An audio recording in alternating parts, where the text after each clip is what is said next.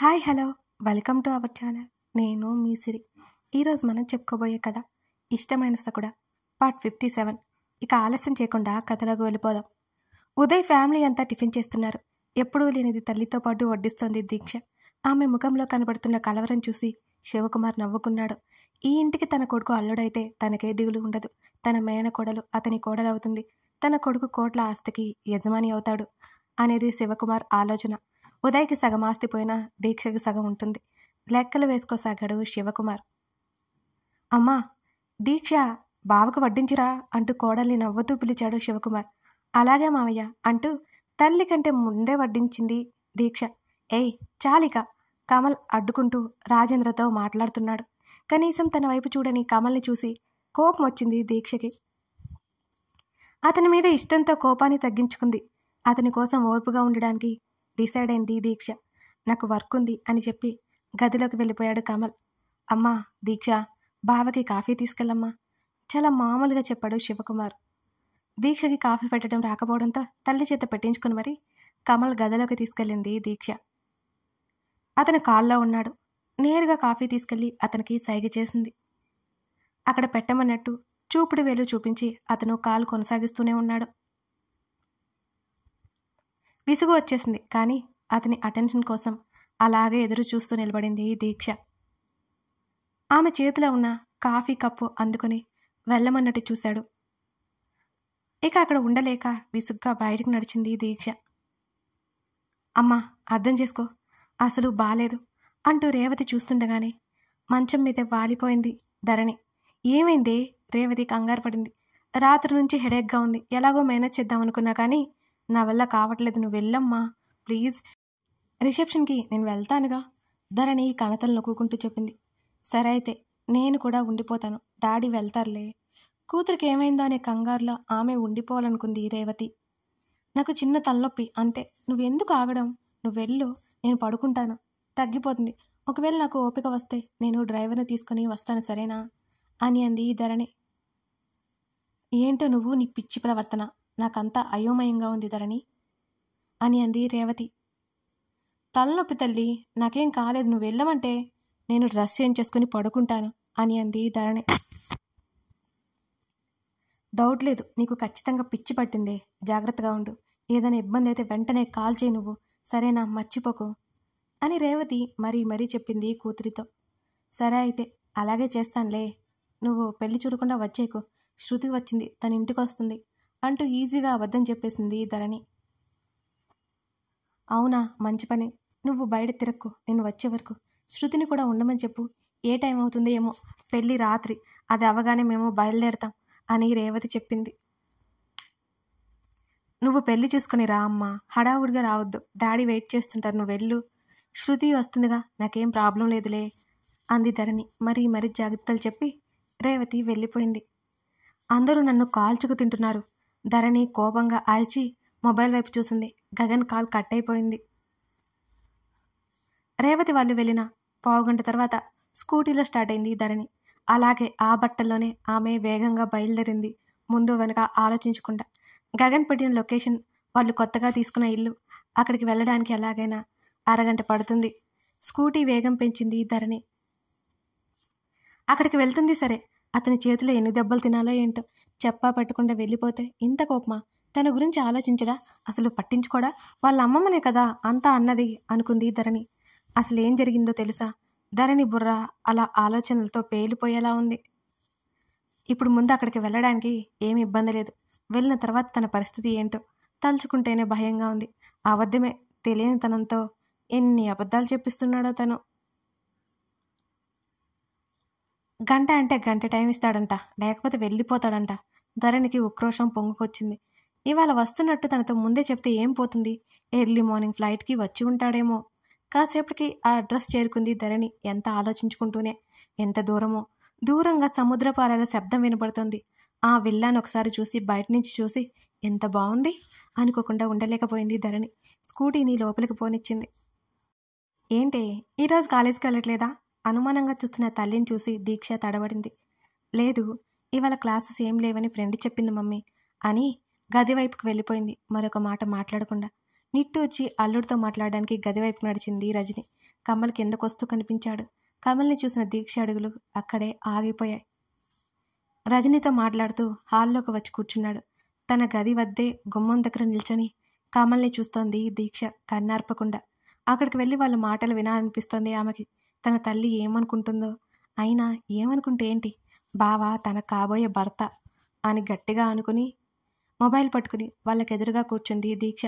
వాళ్ళిద్దరూ కనీసం ఆమెను పట్టించుకోలేకపోవడంతో దీక్షకి కోపం వచ్చింది విపరీతంగా. కాళ్ళు పైకి పెట్టుకుని మొబైల్లో తలదూర్చి వాళ్ళ వైపు ఒక చెవి వేసింది దీక్ష. ఇక ఎక్కడికి వెళ్ళట్లేదత్తా, ఇండియాలోనే ఉంటున్నాను అని అన్నాడు కమల్. ఈ మాట అన్నా చూడు, నాకు సంతోషంగా ఉంది కమల్. మేమందరం ఇక్కడ ఉంటే నువ్వు ఒంటరిగా అక్కడ ఉండడం నాకు అస్సలు ఏమాత్రం నచ్చలేదు అని అంది రజని. కమల్ చిన్నగా నవ్వాడు. ప్రకాష్ మామయ్య వాళ్ళతో మా కంపెనీ కూడా టైఅప్ అయిందత్తా అంటూ ఆ వివరాలు కూడా రజనీతో చెప్తుంటే, నువ్వు వాళ్ళ కింద పనిచేస్తున్నావా బావా చిరాగ్గా అడిగింది దీక్ష. ఆమె వైపు ముఖం చిట్లించి చూశాడు కమల్. ఏం మాట్లాడుతున్నావు? అతని గొంతులో విసుగు వచ్చింది. అదే నువ్వు వాళ్ళ కింద పనిచేస్తున్నావా ఏమోనని అని అడిగింది. చేస్తే తప్పేంటి? వాళ్ళ కింద ఎందుకు పనిచేయాలి నువ్వు? మన కంపెనీలోనే వర్క్ చేయొచ్చు కదా. దీక్ష అప్పటికే కోపంగా అంది. నోరు ముయ్యవే, పెద్ద ఆరిందలా మాట్లాడతావు.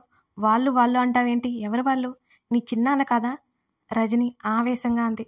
అది కదమ్మా, వాళ్ళకి మనకి పడద కదా అని దీక్ష అడుగుతుంటే, పడదా ఎవరన్నారే నీతో? తల్లి గట్టిగా మాట్లాడుతున్న సమాధానం చెప్పగలదు కానీ ఎదురుగా కమల్ తనని అదోలా చూస్తుంటే తనేం మాట్లాడుతుంది? అన్నయ్య అంటాడుగా అంది. వాడి మాటలు, మీ మావయ్య మాటలు విన్నావంటే ఇక అంతే సంగతి. మొదటి నుంచి గగన్ అంటే ఉదయ్కి పడదు. రేవతి అత్త మీ నాన్నతో పెళ్లికి ఒప్పుకోలేదని ప్రకాష్ వాళ్ళన్న రేవతి అన్న మీ నాన్నకి కోపం.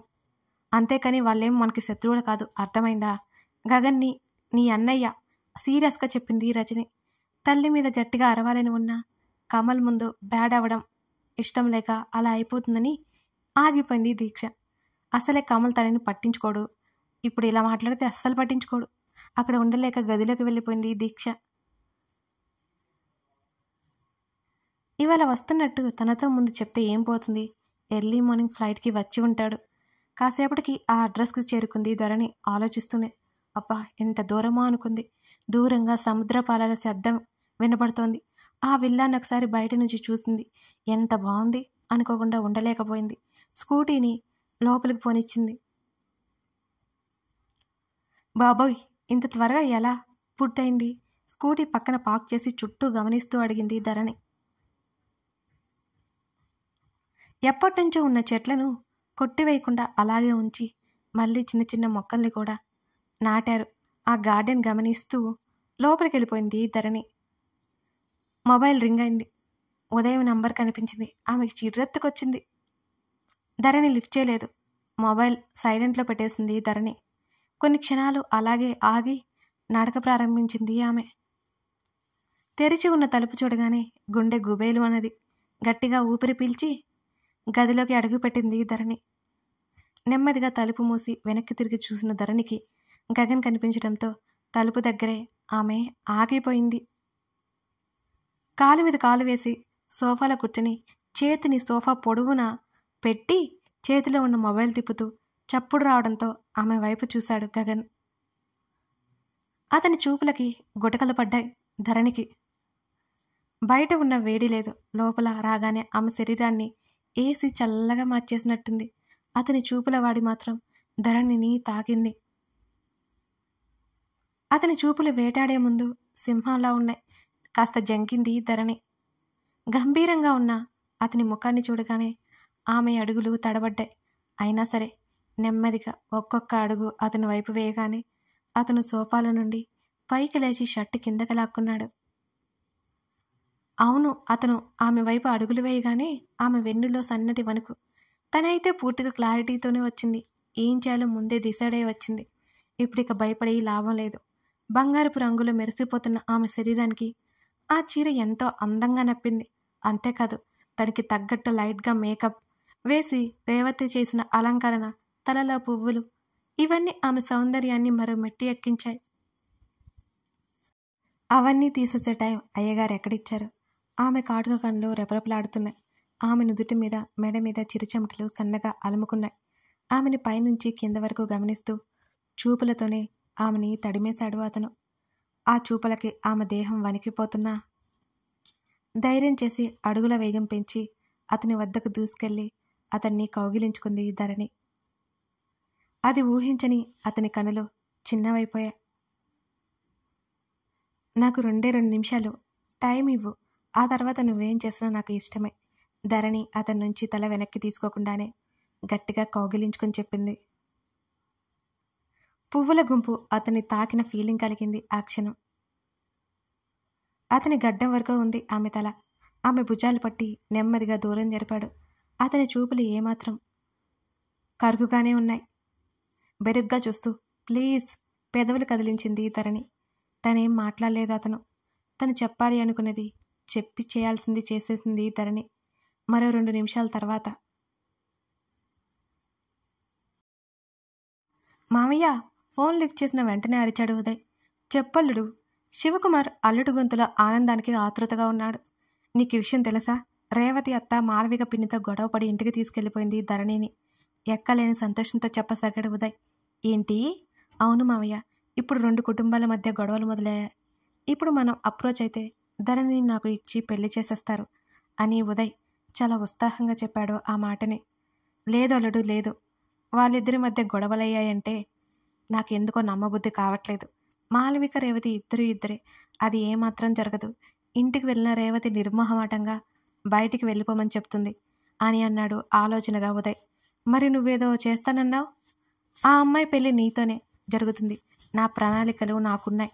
నువ్వు ఈలోపు తొందరపడకు, మరోసారి హెచ్చరించాడు శివకుమార్. సరే. కమల్కి ఇంతవరకు ఇవన్నీ తెలియవు. వాడికి చెప్తే ఎలా రియాక్ట్ అవుతాడో తెలియదు. అందుకే ఈ విషయాలన్నీ మన మధ్యనే ఉండాలి. కమల్ని ఎట్టి పరిస్థితుల్లోనూ నువ్వు సాయం అడక్కో, గట్టిగా చెప్పాడు శివకుమార్. సరే మావయ్య అంటూ కాల్ కట్ చేశాడు ఉదయ్. శివకుమార్ ఆలోచనలో పడ్డాడు. తన కొడుకులో తన భార్య లక్షణాలున్నాయి. అంత తేలిగ్గా పక్కన వాళ్ళకి అన్యాయం చేసే రకం కాదు తన కమల్. తనకి చెడు జరిగినా సరే పక్కన వాళ్ళు బాగుండాలి అనుకునే రకం.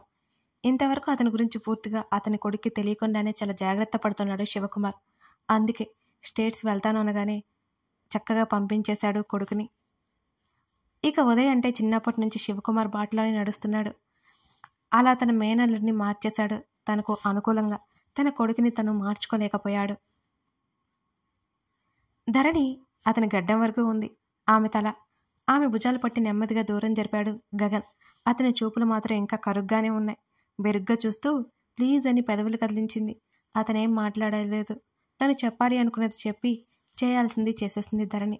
మరో 2 నిమిషాల తర్వాత నీకు చెప్పకుండా వచ్చేసినందుకు సారీ, కానీ నీకు చెప్పడానికి కాల్ చేస్తే నువ్వే లిఫ్ట్ చేయలేదు. అర్ధింపుగా అతని కళ్ళల్లోకి చూసింది ధరణి. ఒక్కసారిగా ఆమె బుగ్గలు వత్తి పట్టుకోవడంతో ధరణి అదిరిపడింది. ఏంటి ఎక్కువ చేస్తున్నావు? నువ్వు 4 మాటలు చెప్పగానే నా మైండ్ డైవర్ట్ అవుతుందని అనుకుంటున్నావా అని దవడ బిగించి ఆమె ముఖంలోకి చూశాడు గగన్. లేదన్నట్టు అడ్డంగా తల ఊపింది ధరణి. మా అమ్మే నన్ను తీసుకొచ్చింది, నేనేం చేయను? మీ అమ్మమ్మని అడిగితే నీకు క్లారిటీగా చెప్పేది. కోపం తాలూకా వెటకారం ధ్వనించేలా గట్టిగా చెప్పింది ధరణి. నువ్వు ఉంది ఎందుకు? ఎవరైనా ఏమన్నా అంటే 4 బొటుకులు రాల్చి వెళ్ళిపోవడానికా? బుగ్గల మీద ఒత్తిడి పెంచుతూ అడిగాడు గగన్. నొప్పికి కీచుగా అరిచింది ధరణి. సారీ ఇంకా ముద్దుగా చెప్తుంటే ఆమెను వెనక్కి నెట్టి వచ్చిన పని అయిందిగా, ఇక దొబ్బై అంటూ విసుగ్గా వెనక్కి జరిగాడు గగన్. బ్యాడ్ వర్డ్స్, ఒట్టి బ్యాడ్ బాయ్లా మారిపోయావు అంది ఇంకాస్త ముందుకు జరిగి ధరణి. ఇంకాసేపు నువ్వు ఇక్కడే ఉంటే బూతులు కూడా వస్తాయి. నడుం మీద 2 చేతుల నుంచి ముఖం చిట్లించి చూశాడు గగన్. అంత తప్పు నేనేం చేశాను? కొడితే నేలకు అతుక్కుంటా అనగానే కింద పెదవి ముందుకొచ్చింది ధరణికి. చెప్పకుండా వచ్చేశాననేగా, కానీ మిస్టేక్ నాది కాదు నీది. వెళ్లకుండా ఆపుతావని నీకు కాల్ చేస్తే నువ్వే లిఫ్ట్ చేయలేదు అని ధరణి చెప్పడం ఆలస్యం. ఆమె మెడ పట్టుకుని దగ్గరికి లాక్కుగానే అతని వైపు బెరుగ్గా చూసింది ధరణి. అతని కళ్ళు చిన్నవి చేసి చూశాడు. అతని పాకెట్లో నుంచి ఏదో బయటకు తీసి ఆమె చేతిలో పెట్టాడు. ధరణి అవి చూసుకుని గగన్ వైపు చూసి తడబడింది. రింగ్, చైన్ అతను ఎంతో ఇష్టంగా ఇచ్చినవి, ఎప్పటి నుంచో అతన్ని అంటిపెట్టుకుని ఉన్నవి. ఆమెకి ధరింపజేస్తే అవి తీయడం అతనికి ఏమాత్రం నచ్చలేదు. చాలా కోపాన్ని తెచ్చిపెట్టింది. అంటే అది నానమ్మ అంటూ ఇక ఆ చూపుల వాడికి మాటలు తడబడి మాట్లాడలేకపోయింది ధరణి. అతని కోపానికి అసలైన కారణం ఇదన్నమాట. ఉఫ్, ఎంత పొరపాటు జరిగింది. అప్పుడంటే పార్వతమ్మ మాటలకి కోపంతో బాధతో అవి అక్కడే వదిలేసింది. కానీ ఇప్పుడు అతని కోపానికి బలవుతుందని ధరణి అనుకోలేదు. అతను ఎంత ప్రేమగా ఇచ్చాడు, తనే అక్కడే పడేసి వచ్చింది. కథ కొనసాగుతోంది. ఇంతకీ ఇక నెక్స్ట్ ధరణి ఎలా కూల్ చేయబోతుందంటారు? తెలుసుకోవాలి అంటే తర్వాత భాగం చూడాల్సిందే. ఇప్పుడు నేను చెప్పబోయే విషయం మిస్ అవ్వకుండా స్కిప్ చేయకుండా వినండి. మన ఛానల్లో నేను మొదట అయిపోగొట్టిన స్టోరీ ప్రియసఖి అన్నమాట. అది 260 పార్ట్స్ ఉంటుంది. చాలా బాగుంటుంది. ఒకసారి ట్రై చేసి చూడండి. మీరు తప్పకుండా నచ్చిందేనే చెప్తారు. మన వ్యూవర్స్కి చాలామందికి ఆ స్టోరీ అంటే చాలా ఇష్టం. కొత్త వాళ్ళు ఉంటే ఎవరైనా ట్రై చేయండి. Thank you.